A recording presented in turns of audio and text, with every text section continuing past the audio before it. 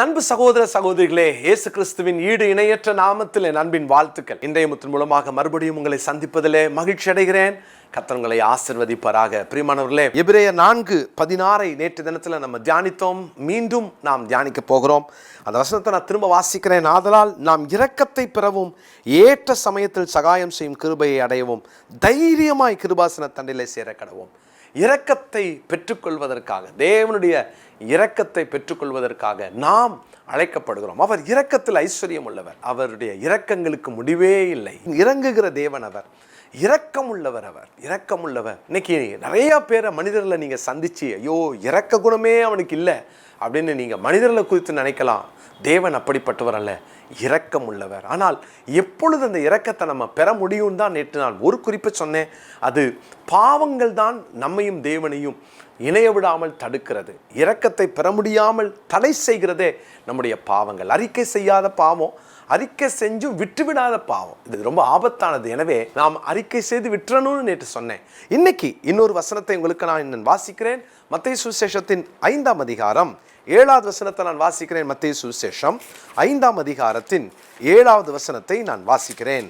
இரக்கம் உள்ளவர்கள் பாக்கியவான்கள், அவர்கள் இரக்கம் பெறுவார்கள். ஹல்லேலூயா. இரக்கம் உள்ளவர்கள் பாக்கியவான்கள், அவர்கள் இரக்கம் பெறுவார்கள். ஆண்டவருடைய இரக்கத்துக்காக நீங்க கேட்குறீங்களா? மனுஷன் எனக்கு இறங்க மாட்டேங்கிறானே, இப்படி இரக்க குணம் இல்லாம வாழ்றாங்களே அப்படின்னு இத்தனை முறை நான் கேட்டுட்டேன். ஆனா இரக்கமே இல்லை அந்த மனுஷங்கிட்ட அப்படின்னு நீங்க நினைக்கிறீங்களா?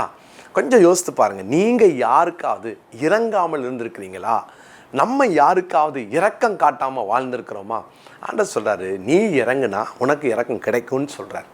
இறங்குங்கள், ஆண்டுடைய இரக்கத்தை பெறுவீர்கள். இரக்கத்தை பெறணுமா?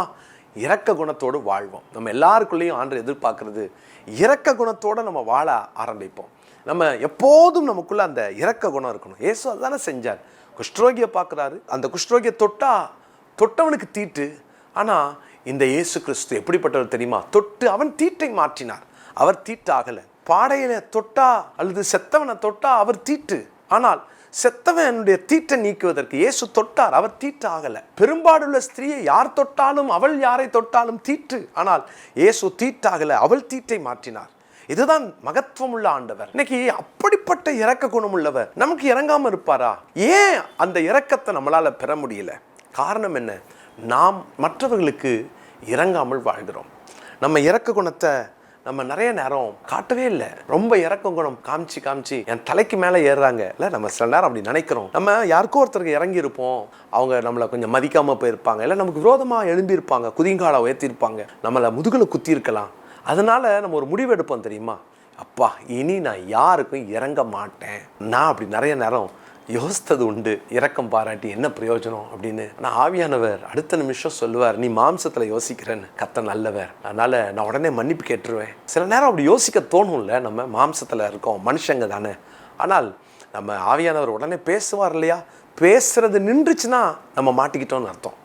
ஆவியானவர் பேசுறத கேட்க தவறிட்டோம்னா நமக்கு அவ்வளோதான். நம்ம மாம்சத்துக்கு இடம் கொடுத்து ஆவியானவர் அங்கே, ஏன்னா மாம்சமும் ஆவியும் ஒன்று போராடும். ஆவியானவர் சொல்லுவார், நீ என்ன யோசிக்கிற? நீ மாம்சத்துக்கு ஏற்றதை யோசிக்கிற, மனுஷனுக்கு ஏற்றதை யோசிக்கிற அப்படின்னு சொல்லுவார். மாம்சம் சொல்லும், ஆமாம் நீ இவ்வளோ நாள் செஞ்சு என்னத்தை கண்டுட்ட அப்படின்னு சொல்லும். நம்ம ரொம்ப வெயிட்டேஜ் மாம்சத்துக்கு கொடுத்துட்டோம்னா ஆவியானவர் சொல்றது நமக்கு கேட்காது. ஆவியானவருக்கு அதிக முக்கியத்துவம் கொடுத்து, ஏய் நீ அடங்கு, ஆவியானவர் சொல்றதா நான் கேட்பேன் அப்படின்னு நீங்க நின்னுட்டீங்கன்னா ஆவி அங்கே நம்மளை நடத்துகிற விதம் ஆச்சரியமா இருக்கும். அதனால தான் அந்த போராட்டத்தில் நம்ம ஜெயிக்கணுமே தவிர மாம்சம் ஜெயிக்க இடம் கொடுக்கக்கூடாது. பிரியமானவர்களே, இரக்க குணம் உள்ளவர்கள் பாக்கியவான்கள்.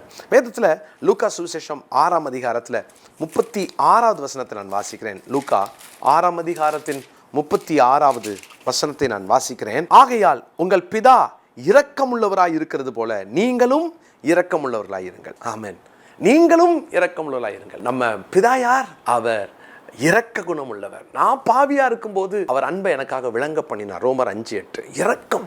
அவர் இரக்க குணம் உள்ளவராக இருக்கிறதுனால நம்மளும் இரக்கம் உள்ளவர்களாக இருக்கணுன்றார். அவர் நம்ம மேலே இறங்குனாரா? ரொம்ப இறங்குனார். ஒவ்வொருத்தரோட வாழ்க்கையும் இன்னைக்கு கொஞ்சம் உட்காந்து யோசித்து பாருங்களேன். என் வாழ்க்கையில் தேவனுடைய இரக்கம் அப்படின்னா எழுதிக்கிட்டே போகலாம். எத்தனையோ பக்கமாக எழுதலாம். இத்தனை வருஷம் நம்முடைய ஆயுள் காலங்களில் அவருடைய இரக்கத்திற்கு முடிவே இல்லை.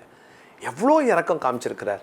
ஆனால் நம்ம ஏதோ ஒரு இரக்கம் பெறுவதற்காக போராடுறோம். காரணம், எத்தனை பேருக்கு தேவன் நமக்கு இறங்குனது மாதிரி நம்ம இறங்கி இருக்கிறோம். தேவன் இரக்க குணம் உள்ளவர். எத்தனை முறை நமக்கு ஆண்டவர் இறங்கி நம்ம மேல அந்த இரக்கத்தை காமிச்சார்.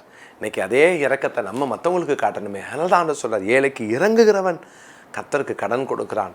எத்தனையோ நேரம் நம்ம இறக்க குணம் நம்ம காட்டக்கூடாது, இனிமே இறங்கக்கூடாது அப்படின்னு சில முடிவுகளை எடுத்து, தவறான முடிவுகளை எடுத்து நம்ம இருதயத்தை கடினப்படுத்தி இருக்கிறோம். கர்த்தருடைய பிள்ளைகளே, நமக்கு சில நேரம் நம்ம ஜெபித்து அவைகளை விட்டு வெளியே வராததுனால, அந்த மாதிரி இருதயத்தை கடினப்படுத்திக்கிட்டதுனால நம்ம எங்கேயோ ஒரு நாள் இரக்கத்துக்காக நம்ம போய் நிற்கும் போது நமக்கு அந்த இரக்கம் கிடைக்காம போயிடும். நமக்கு அந்த இரக்க குணம் இருந்தால் மட்டும்தான் நாம் அந்த இரக்கத்தை மற்றவரிடத்தில் பெற்றுக்கொள்ளலாம். ஒரு வசனத்தை நான் வாசிக்கிறேன்.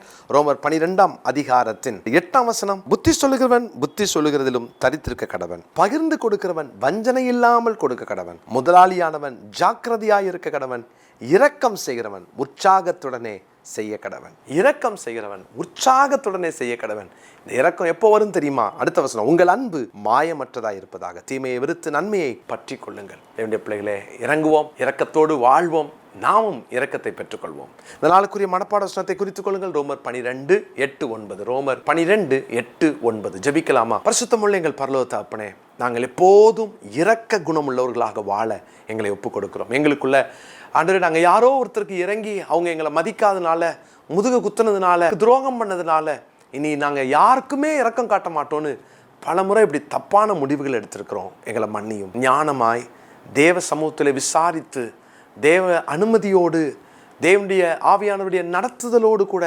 எப்போதும் இரக்க குணமுள்ளவர்களாய் வாழ, தேவனிடத்திலிருந்து இரக்கத்தை பெற்றுக்கொள்ள எங்களை அர்ப்பணிக்கிறோம். ஆண்டவரே, இன்றைக்கு நீர் பேசின வார்த்தைக்கு நாங்கள் கீழ்ப்படுகிறோம். கேட்ட ஒவ்வொருவரும் இந்த வார்த்தைக்கு நடுங்க, கீழ்ப்படிய, அதன்படியே தங்கள் வாழ்க்கையை நடத்த அனுக்கிரகம் செய்யும். இயேசுவின் நாமத்தில் ஜெபிக்கிறோம் நல்ல பிதாவே, ஆமென். எனக்கு பிரியமானவர்களே, கர்த்தருடைய நாமத்தில் உங்களை அன்போடு நான் வாழ்த்துகிறேன். ஒவ்வொரு நாளும் காலையில 5:30 மணி முதல் 6:30 மணி வரைக்கும் நம்ம அதிகாலை ஜெபத்திலையும் நம்ம ஜெபிக்க போகிறோம். அதோடு கூட மதியம் 1 மணி முதல் 2 மணி வரைக்கும் ஜூம் மூலமாக கூடி நாம் ஜெபிக்க போகிறோம். பிரியமானவர்களே, இந்த ஜெபம் ரொம்ப முக்கியமானது. 21 டேஸ் கண்டினியூஸாக நம்ம ஜெபத்தில் தரித்திருக்க போகிறோம். ஒருவேளை கூடி ஜெபிக்கிற நேரங்கள் இந்த 2 டைம், ஆனால் நம்ம எல்லாரும் நிறைய காரியங்களுக்காக நாம் ஜெபிக்க போகிறோம். ஒருவருக்காக ஒருவர் நம்ம ஜெபிக்க போகிறோம். இல்லைன்னா 2 வேளை காலையிலையும் மதியமும் நாங்கள் ஃபாஸ்டிங் இருக்க போகிறேன் அப்படின்னு சொல்கிறீங்களா? ரொம்ப சந்தோஷம். அப்படியும் நீங்கள் ஃபாஸ்டிங் இருக்கலாம். ஒவ்வொரு நாளும் ஒவ்வொரு தலைப்பை சொல்லி நான் ஜபிக்க போகிறோம்.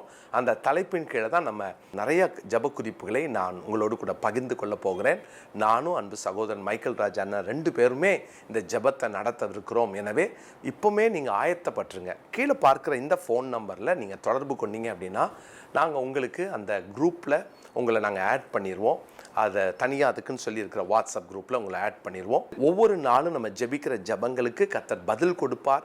நிச்சயமாக இந்த 21 நாள் ஃபாஸ்டிங் ப்ரேயரில் பெரிய பெரிய மாற்றங்கள் வரப்போகிறது. எஸ்தர் ராஜாத்தி 4 நாள் ஜெபம் பண்ணும் போதே கர்த்தர் அவ்வளோ பெரிய மாற்றத்தை ஏற்படுத்தினார்.